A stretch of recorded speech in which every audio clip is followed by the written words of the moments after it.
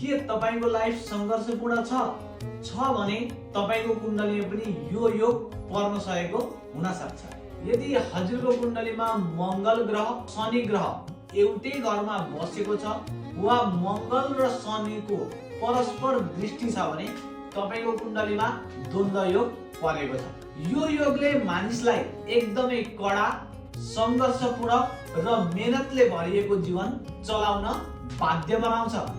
मङ्गल ग्रहको आगो र शनि ग्रहको कडा मेहनत एक अर्कासँग टकराव हुन्छ र तपाईको जीवन सङ्घर्षपूर्ण बन्न बाध्य बनाउँछ। यसले मानिसमा क्रोध, अधैर्य र परिवारमा मतभेद, काममा बाधा र निर्णयमा ढिलो हुन्छ।